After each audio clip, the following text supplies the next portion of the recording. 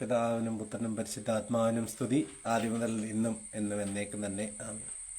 അപ്പോൾ നമ്മൾ രണ്ടാഴ്ചയായിട്ട് കഴിഞ്ഞ രണ്ട് ലൈവിലായിട്ട് നമ്മൾ ചർച്ച ചെയ്തുകൊണ്ടിരിക്കുന്നത് ഈ പെന്തിക്കോസ്ത് പ്രസ്ഥാനം ഉടലെടുക്കുന്നതും ആയിട്ട് ബന്ധപ്പെട്ട കാര്യങ്ങൾ. അപ്പോൾ എങ്ങനെയാണ് ഇതിന് വളക്കൂറുള്ള ഒരു മണ്ണായ പെന്തിക്കോസ്ത് പ്രസ്ഥാനം ആരംഭിക്കാൻ അതിന് വളക്കൂറായ മണ്ണുകൾ എങ്ങനെയാണ് ഉണ്ടായത്, അപ്പം അതിനു മുമ്പിട്ട് ഇന്ന് ഇവർ ചുമന്നുകൊണ്ട് നടക്കുന്ന ഉപദേശങ്ങൾ വന്നിരിക്കുന്നത് എവിടെ നിന്നാണ് എന്നുള്ളതാണ് നമ്മൾ ഇന്നിപ്പം അതിൻ്റെ മൂന്നാമത്തെ ഭാഗമാണ് നമ്മൾ ഇന്ന് ചർച്ച ചെയ്തത്. അപ്പം നമ്മൾ ആദ്യമായിട്ട് വിശുദ്ധി വേർപാട് ഇത് വന്നത് എവിടെ നിന്നാണെന്ന് കണ്ടു. അന്യഭാഷ എവിടെ നിന്നാണ് വന്നതെന്ന് നമ്മൾ കണ്ടു. ഇനി ഇവരിന്ന് ഉപയോഗിച്ചുകൊണ്ടിരിക്കുന്ന ഈ തുള്ളിച്ചാടൽ, ഈ പാട്ട് പാടി കിടന്ന് ഡാൻസ് കളിക്കുന്ന പരിപാടി ഉണ്ടല്ലോ. അപ്പോൾ അവരാത്മാവിൽ ആരാധന എന്നൊക്കെയാണ് പറയുന്നത്. പക്ഷെ അത് ഈ പറഞ്ഞ ഈ കിടന്നുള്ള അലറി പിടിച്ചുള്ള ചാട്ടം, ഈ പറഞ്ഞിരിക്കുന്ന പ്രവചനങ്ങൾ പറയുക, പരസ്യമായിട്ട് പാവങ്ങൾ ഏറ്റുപറയുക, ഈ വക കാര്യങ്ങൾ, അതായത് ഈ കാട്ടിക്കൂട്ടലുകളുണ്ടല്ലോ, ഈ കാട്ടിക്കൂട്ടലുകൾ, ആഭരണവർജനം, ഈ വക സാധനങ്ങളൊക്കെ എവിടുന്നാ വന്നതെന്ന് പറയാനാണ് ഇന്ന് നമ്മൾ ഇതെടുക്കുന്നത്. അപ്പം ഈ ആവരണത്തെ പറ്റി ഇപ്പം കുറച്ച് ദിവസങ്ങളായിട്ട് പെന്തിക്കോസ്തുകാരുടെ ഇടയിൽ ഭയങ്കര ചർച്ചയൊക്കെ നടക്കുന്നുണ്ട്. നിങ്ങളൊക്കെ അത് കണ്ടു കാണുമായിരിക്കും.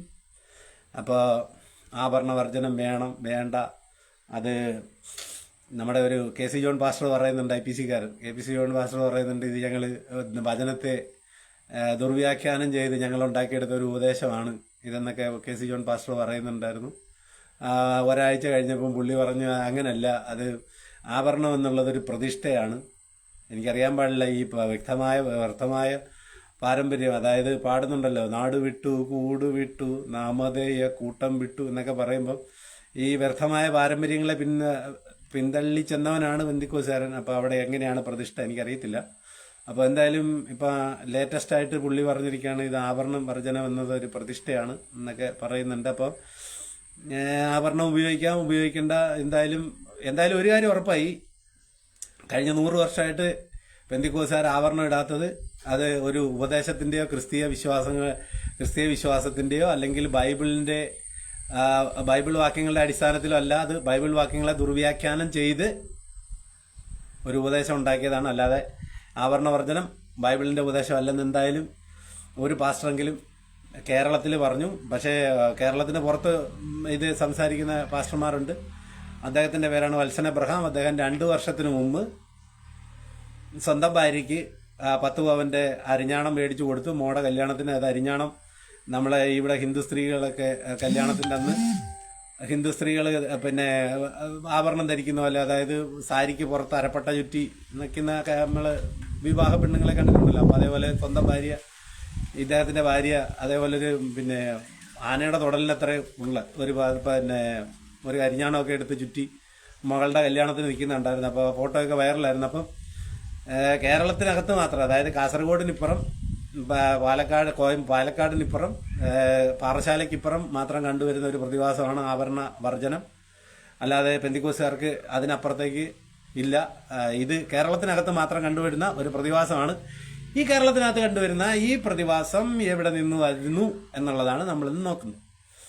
അതായത് AD 1831 തമിഴ്നാട്ടിൽ ജനിച്ച രാമൻ, ഹൈന്ദവ പശ്ചാത്തലത്തിൽ ബ്രാഹ്മണനായിരുന്ന രാമൻ എന്ന് പറയുന്ന ഒരു സഹോദരൻ ക്രിസ്ത്യാനിയാവുകയാണ്.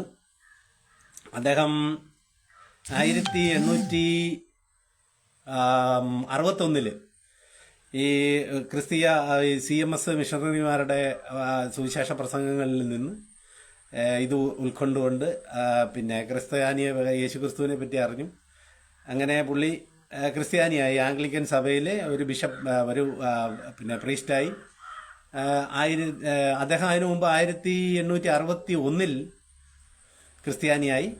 അതിനുശേഷം അദ്ദേഹത്തിന് 1869 പിന്നെ പുരോഹിത പട്ടം ലഭിക്കുന്നു. അപ്പോൾ അദ്ദേഹം ഈ ക്രിസ്ത്യാനിയായ സമയത്ത് സ്വീകരിച്ച പേരാണ് യുസ്തോസ് ജോസഫ്. അദ്ദേഹമാണ് അദ്ദേഹം ആദ്യ കാലഘട്ടങ്ങളിൽ ആസ് യൂഷ്വൽ സുറിയാനി സഭയിലാണ്. അദ്ദേഹത്തിന് ആംഗ്ലിക്കൻ സഭയിലും മർത്തോമ സഭയിലും, ആംഗ്ലിക്കൻ സഭയുടെ വിശ്വാസങ്ങളോട് അടുത്ത് നിൽക്കുന്ന, അല്ലെങ്കിൽ ആംഗ്ലിക്കൻ സഭയുടെ പിന്നെ പഠിപ്പിക്കലുകളെ പിന്തുടരുന്ന സുറിയാനി സഭയാണ് മർത്തോമ സഭ. അപ്പോൾ ആ മർത്തോമ സഭയിലും ഒക്കെ ആയിട്ട് പുള്ളി ഇങ്ങനെ പ്രീസ്റ്റായിട്ട് നടന്നു. അങ്ങനെ അവിടുന്ന് അദ്ദേഹം ചാടി ഈ പറഞ്ഞിരിക്കുന്ന മിഷണറിമാരുടെ പ്രവർത്തനം മൂലം പ്രൊട്ടസ്റ്റന്റ് ആശയങ്ങളോട് അമിതമായ ഇത് തോന്നി. അങ്ങനെ അദ്ദേഹം അവിടെ നിന്ന് ചാടി സ്വന്തമായിട്ട് സഭ ആരംഭിക്കുകയാണ് ചെയ്തത്. അദ്ദേഹം സ്ഥാപിച്ച സഭയാണ് നമ്മൾ പറഞ്ഞ, അതായത് കൊല്ലത്തിനടുത്തുള്ള കന്നേറ്റ് എന്ന് പറയുന്ന സ്ഥലത്ത്, കായംകുളത്തിനടുത്തുള്ള കന്നേറ്റ് എന്ന് പറയുന്ന സ്ഥലത്താണ് അദ്ദേഹം ഈ സഭ സ്ഥാപിക്കുന്നത്. അപ്പോൾ ഈ സഭയുടെ ഉപദേശങ്ങൾ എന്ന് പറയുന്നത് പിന്നെ ആസ് യൂഷ്വൽ ഇതൊരു പുതിയ പിന്നെ ഓരോ ദുരുപദേശം, അതായത് സഭയിൽ നിന്ന് വിട്ടുപോയി, അതായത് യഥാർത്ഥ കൈവെപ്പിൽ നിന്ന് നമ്മൾ മാറിപ്പോകുമ്പോൾ പരിശുദ്ധാത്മാവിന്റെ പ്രവൃത്തി നമ്മുടെ കയ്യിൽ മാറുകയും ജഡീകമായ പ്രവൃത്തികൾ, ആത്മീയ പ്രവൃത്തികളിൽ നിന്ന് മാറി ജഡീകമായ പ്രവൃത്തികൾ ഇതിലേക്ക് കടന്നു വരികയാണ് ചെയ്യുന്നത്. അപ്പോൾ കൈവെപ്പ് ഈ യഥാർത്ഥത്തിൽ ക്രിസ്തു കൈവച്ച് അനുഗ്രഹിച്ച ശിഷ്യന്മാരോട് അല്ലെങ്കിൽ ആ സഭയോട് ചേർന്ന് നിൽക്കാതെ വരുമ്പോൾ ദുരുപദേശങ്ങളിലേക്കാണ് പോകുന്നത്. ദുരുപദേശങ്ങളിൽ നിന്ന് ദുരുപദേശങ്ങളിലേക്ക്. അപ്പോൾ അങ്ങനെ കൊടിയ ദുരുപദേശത്തിലേക്ക് പോയി ഇദ്ദേഹം. അതായത് അദ്ദേഹത്തിന്റെ ഇതായിരുന്നു, പിന്നെ യോഗത്തിലായിരുന്നു ഇങ്ങനെ പാട്ട് പാടി നൃത്തം വയ്ക്കുക.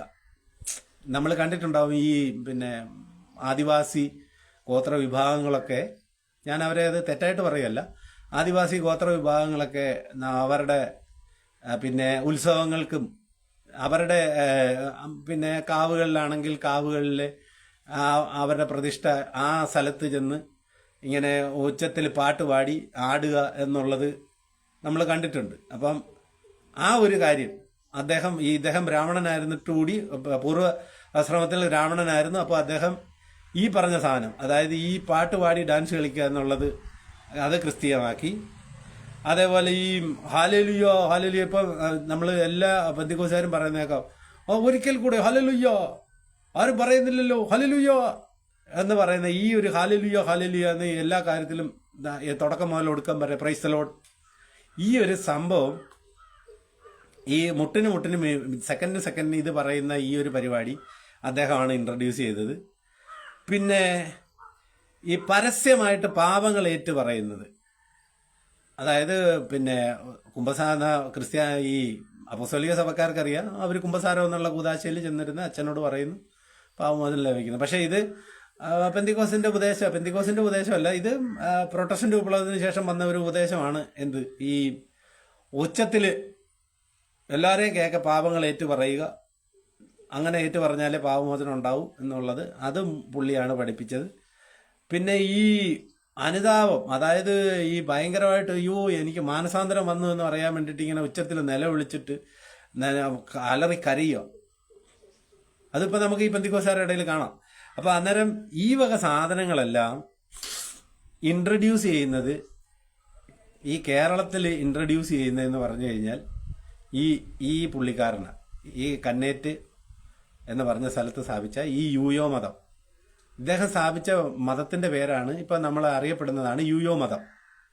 അപ്പൊ ഇത് 1881 പുള്ളി ആരംഭിക്കുന്നത്. അപ്പൊ അതിന് മുമ്പിട്ട് ഇദ്ദേഹം പ്രസംഗിച്ചുകൊണ്ട് നടന്ന സമയത്ത് ഇദ്ദേഹവും ഇദ്ദേഹത്തിന്റെ അനുയായികളും കൂടെ പറഞ്ഞ പല മണ്ടത്തരങ്ങളുണ്ട്. അതായത് പെന്തിക്കോസുകാർ ഇന്ന് ചുവന്നുകൊണ്ട് നടക്കുന്ന മണ്ടത്തരങ്ങൾ തന്നെയാണത്.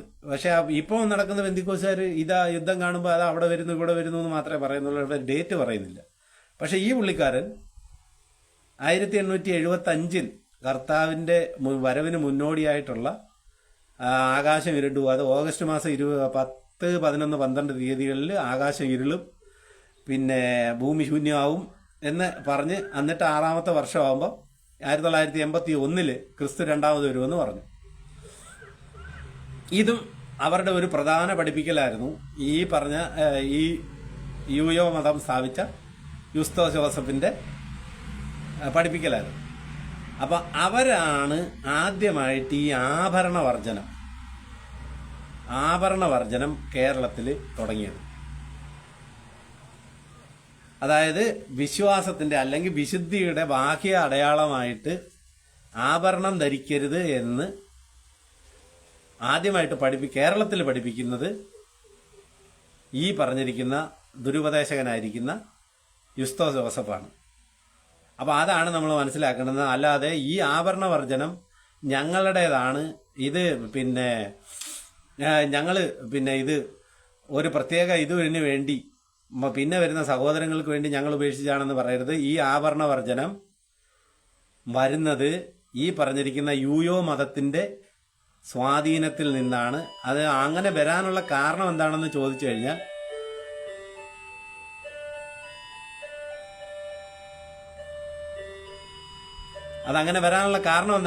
കഴിഞ്ഞാൽ ഈ യൂയോ മതത്തിനകത്തുണ്ടായിരുന്നവരാണ് പിന്നീട് ഈ പുള്ളിയുടെ പ്രവചനം നടക്കാതെ വന്നപ്പോ പ്രവചനം നടക്കാതെ വന്നതിന് ശേഷം ഇവര് പിന്നെ മാറിപ്പോകുന്നുണ്ട്. അപ്പൊ ആ മാറിപ്പോയവരൊക്കെയാണ് ഈ പെന്തിക്കോസിലേക്ക് ചേക്കേറുന്നത്.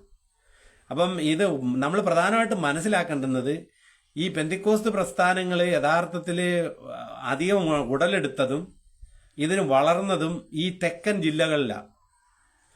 അതായത് തെക്കൻ ജില്ലകളെന്ന് പറയുമ്പോൾ ഈ കോട്ടയത്തിനിപ്പുറം തിരുവനന്തപുരം, കൊല്ലം, ഇന്നത്തെ പത്തനംതിട്ട, ആലപ്പുഴ, കോട്ടയം, ഈ ജില്ലകളിലാണ് യഥാർത്ഥത്തിൽ ഈ പെന്തിക്കോസ്ത് പ്രസ്ഥാനങ്ങൾ വളരുന്നതും മുട്ടിട്ട് മുളയ്ക്കുന്നതും പെറ്റുപെരുകുന്നതും ഒക്കെ ഈ പ്രധാനപ്പെട്ട ഈ 4 ജില്ലകളിലാണ്. അപ്പൊ അതുകൊണ്ടാണ് നിങ്ങൾ ഇവിടെ വന്നു കഴിഞ്ഞാൽ അസംഖ്യം ഇത് കാണാൻ പറ്റും. അതിനെപ്പറ്റി നമുക്ക് പിന്നെ സംസാരിക്കാം. അപ്പം എന്തുകൊണ്ടാണ് ഈ പറഞ്ഞിരിക്കുന്ന ഈ ആഭരണ വർജനം ഈ പെന്തിക്കോസിലേക്ക് ചേക്കേറിയതെന്ന് ചോദിച്ചു കഴിഞ്ഞാൽ ഇതിന്റെ ഓഡിയൻസ് ഒന്നായിരുന്നു. അതുകൊണ്ടാണ് പെന്തിക്കോസ് അതാണ്ടാണ് അമേരിക്കയിൽ ഇല്ലാതിരുന്നതും കേരളത്തിൽ വന്നപ്പോൾ ഉണ്ടായതുമായ ഒരു സംഭവമാണ് ഈ ആഭരണ വർജനം. അല്ലാതെ ഇത് ടിപ്പിക്കൽ പെന്തിക്കോസ് ഉപദേശമല്ല. അങ്ങനെ പെന്തിക്കോസിന് ഇങ്ങനെ ഒരു ആഭരണ വർജന ഉപദേശം ഇല്ല. ഇത് യൂയോ മതത്തിന്റെ സ്വാധീനത്തിൽ ആദ്യകാല പെന്തിക്കോസുകാർക്ക് തോന്നിയ ഒരു പരിപാടിയാണ്. അതിന് അവര് വചനത്തെ വ്യാഖ്യാനിച്ച് വളച്ചൊടിച്ച് അതിന് തെളിവായ ബൈബിൾ വാക്യങ്ങൾ ഇല്ല. അതായത് പെന്തിക്കോസുകാരന്റെ അടിസ്ഥാന ഉപദേശങ്ങൾ എടുത്തിരിക്കുന്ന എബ്രായ ലേഖനം 6-ാം അധ്യായത്തിലാണെങ്കിൽ 6-ാം അധ്യായത്തിലോ അല്ലെങ്കിൽ ബൈബിളിൽ എങ്ങും ഈ ആഭരണ വർജനത്തിന് വാക്യങ്ങൾ ഇല്ല. യഥാർത്ഥത്തിൽ ഡയറക്റ്റ് വാക്യങ്ങളൊന്നുമില്ല. അപ്പൊ ഇത് വന്നിരിക്കുന്നത് ഈ യൂയോ മതത്തിൽ നിന്നാണ്. അപ്പൊ യൂയോ മതത്തിലെ ഈ രാമൻകുട്ടി അല്ലെങ്കിൽ ഈ വിദ്വാൻകുട്ടി വളരെ ഭക്തനായ ഒരു കവിയൊക്കെ ആയിരുന്നു. അപ്പൊ അദ്ദേഹത്തിന്റെയാണ് ഇപ്പോൾ നമ്മള് കുറച്ച് നാൾ മുമ്പ് ഒരു 2 മാസത്തിന് മുമ്പിട്ട് ഒരു അമ്പലത്തിന്റെ മുറ്റത്ത് ഒരു കീർത്തനം പാടി എന്നൊക്കെ പറഞ്ഞിട്ട് ഹിന്ദു ഭജന സംഘം ഒരു ക്രിസ്തീയ കീർത്തനം പാടി എന്നൊക്കെ പറഞ്ഞ് ആ കീർത്തനം എഴുതിയിരിക്കുന്നതൊക്കെ ഈ ദുരുപദേശകനായ ഇദ്ദേഹമാണ്. യഥാർത്ഥത്തിൽ ആ പാട്ട് ക്രിസ്തീയ ഗാനമൊന്നുമല്ല. അതിനകത്ത് മുഴുവൻ ക്രിസ്തീയ ദുരുപദേശങ്ങളാണ് അതിനകത്തുള്ളത് മുഴുവൻ. ക്രിസ്തു വിശ്വാസമായിട്ടോ അല്ലെങ്കിൽ ക്രിസ്തീയ സഭകളുടെ വിശ്വാസമായിട്ടോ അതിന് ബന്ധമൊന്നും ഉള്ളതല്ല. അത് കൊടിയ ദുരുപദേശ പാട്ടാണ്. അതുകൊണ്ടാണ് ക്രിസ്ത്യാനികൾ ആരും അതിനെ എടുത്ത് ചുമലിലേറ്റാഞ്ഞത്. അത് അവരുടെ ഒരു ആ പാടിയവരുടെ ഒരു മനോധർമ്മത്തിന് വിട്ടുകൊടുത്തിട്ട് നമ്മൾ അതിനെപ്പറ്റി അധികം ആര് ക്രിട്ടിസൈസ് ചെയ്യുകയോ അതിനെ അനുകൂലിച്ചോ ഒക്കെ വരാതിരുന്നത് അതൊരു ദുരുപദേശ പാട്ടായതുകൊണ്ട് മാത്രം. അപ്പൊ ആ ദുരുപദേശ പാട്ട് എഴുതിയ ആളാണ് ഈ പറഞ്ഞിരിക്കുന്ന വിദ്വാൻകുട്ടി എന്ന് പറഞ്ഞിരിക്കുന്ന ഈ യുസ്തോസ് ജോസഫ് എന്ന് പറഞ്ഞിരിക്കുന്ന ആള്. അപ്പൊ ഇദ്ദേഹത്തിന്റെയാണ് ഈ ആഭരണ വർജനം. അപ്പൊ ഇത് പെന്തിക്കോസുകാർ അഡോപ്റ്റ് ചെയ്തതാണ്. ഇദ്ദേഹത്തിന്റെ ഈ പ്രവചനം സാധിക്കാതെ വന്നതുകൊണ്ട് അദ്ദേഹത്തിന്റെ സഭ വിശ്വാസികളൊക്കെ വിട്ടുപോയി. ഒരു കാലത്ത് വളരെ നല്ല പ്രബലമായ ഒരു ഇത് തന്നെയായിരുന്നു. ആ കാലഘട്ടത്തിൽ പ്രബലമായ ഒരു സഭ തന്നെയായിരുന്നു ഈ യൂയോയം. അപ്പോൾ നമ്മൾ ഇന്ന് നോക്കിയത് ഈ ആഭരണ വർജനം എവിടെ നിന്നാണ് വരുന്നത്, പെന്തിക്കോസ്ത് ഉപദേശമായത്. ഇനി അടുത്ത പ്രാവശ്യം നമ്മൾ അടുത്ത ലൈവില് ഈ പെന്തിക്കോസ്ത് ഉത്ഭവിക്കുന്നത് എവിടെ, എങ്ങനെയാണ് എന്ന് നമ്മൾ പറയാം. അതിന് ആമുഖമായിട്ടാണ് ഞാൻ ഈ 3 കാര്യങ്ങൾ, അതായത് പെന്തിക്കോസ്തുകാരിന്ന് ചുമന്നുകൊണ്ട് നടക്കുന്ന ഉപദേശങ്ങൾ അവരുടെ പോലും അല്ല, ഇത് മിക്സഡ് ആണ്. അതായത് ഇതൊരു സങ്കരവർഗ ഇനം ആണ്. അതായത് കുറേ ഉപദേശങ്ങളെ അവിടുന്ന് ഇവിടുന്ന് ഒക്കെ പറക്കിയെടുത്ത് വെച്ചുകൊണ്ട് നടക്കുന്ന ഒരു ദുരുപദേശ കൂട്ടം മാത്രമാണ് ഈ പെന്തക്കോസ്ത്. അതിന്റെ ഉത്ഭവം, അതായത് ഫസ്റ്റ് ആദ്യമായിട്ട് ഇത് എങ്ങനെയാണ് തുടങ്ങുന്നത്, ഇതിന്റെ തുടക്കം എങ്ങനെയാണെന്ന് നമുക്ക് അടുത്ത ലൈവിൽ ചർച്ച ചെയ്യാം. ദൈവം നിങ്ങളെ അനുഗ്രഹിക്കട്ടെ.